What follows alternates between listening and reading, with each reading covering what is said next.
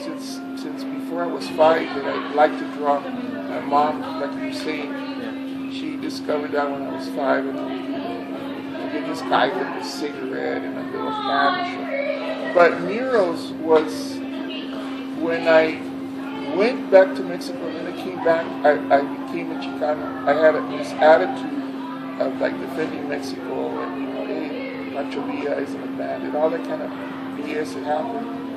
But then I came to San Diego and there was all these different issues that were coming up, and I was silk screening billboards downtown, big size, and I was painting and doing different things at City College and at Central State. But a mural was really kind of like a propaganda thing. So the mural was really a way that we could put the art issues out. What was going on in the community? If it was police, but there was a lot of police brutality. You would walk in and you had your T-shirt out. So much Chicano. The choca was like nasty, especially in Logan, but in other barrios. Immigration, it's like the same Nazi song, that kind of thing. Just to San Diego City high school, try to figure out if they would teach us anything about our own heritage, our own history. Nada. Have you had any political issues as far as the work that you've done? Like, have you had any, the board of San Diego, the Chamber of Commerce, someone telling you that that's not appropriate, you should take it down, or all the time? Yeah, no, we've always had confrontations. Even here at Chicano Park, the first one with California Arts, they used to be called the Department of Transportation, but now it's called Caltrans. They want, we asked them permission to do it originally, and they said yes, but you got to show us what you're going to do, what your process are. I researched the techniques of how we were going to do it, and we were recommended to put muriatic acid, even for us to put the muriatic acid to etch the concrete. They said, "Oh, you guys are trying to destroy the bridge, that we were going to wash it down with acid." So that was one. I've had several whitewashed murals.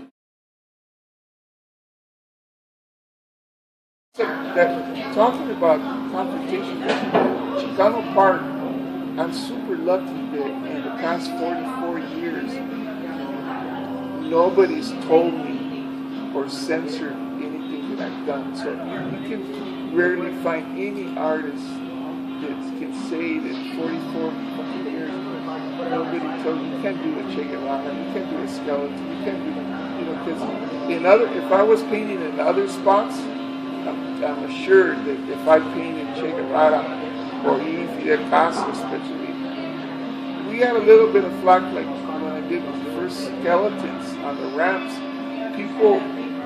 Mexicans would get off the freeway to tell me, hey, why are you painting skulls? This is like 1973.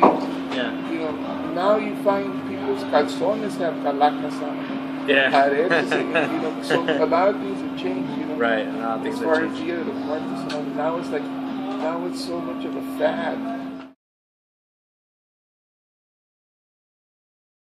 I would like to ask you, has there been any religious background to any of the paintings you've done, or has it all been just the Chicano movement? Well, religion is kind of an interesting word, because religion for Chicanos, Christianity was used as a tool to destroy the culture and the history of Mexico and Latin America. So, the coincidence is there's 23 Virgenes that all appeared in the same year throughout Latin America. That's got to be, excuse me, you guys probably are Catholic, excuse me, but that's folklore. No, but it was tactical about the Spaniards trying to change what we already worship and already had our own civilization and our own creencia, and to destroy that. That was just a one way to destroy the culture. Okay. So we know that.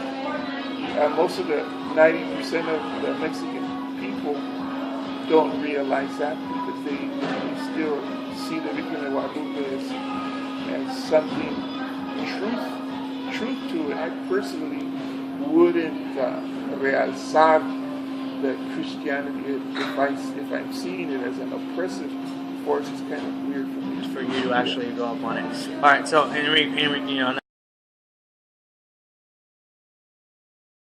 you've done a lot of work. What would you consider, or what would you say it's your favorite piece? The one piece that you've done and you feel like this is really me, or this is my heart that poured into. I have people ask me that a lot, and I have a lot of favorites. I know the Geronimo that's in front of the Centro Cultural.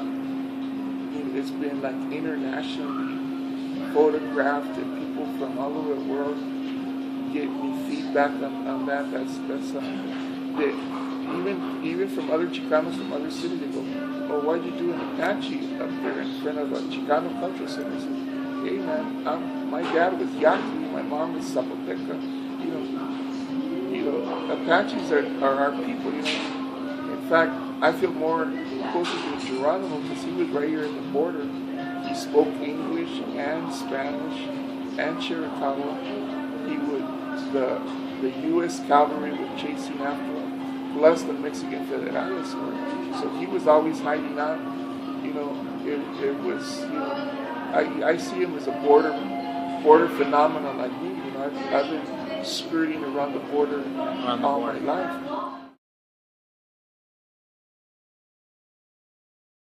Art and the murals and whatnot. What have you? Every time you do an art piece or you do a mural, is it something that you try to accomplish yourself, or do you do it for the community, or is it just you just do it because it just comes out of you? That's an interesting question because I think it's all of the above.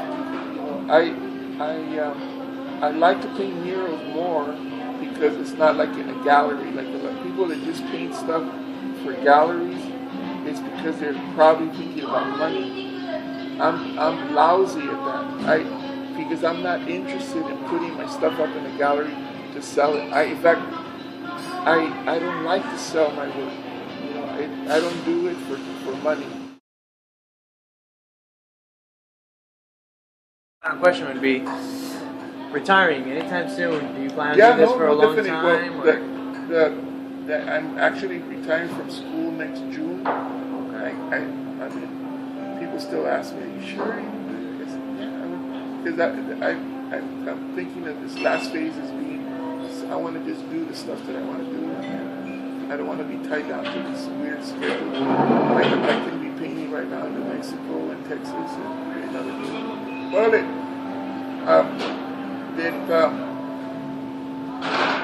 I don't think I'm going to retire like, I'm going to go to the Bahamas and suck on some piña colada. No, I think it's going to be more that I'm going to do a phase hasta que aguante. It has something to do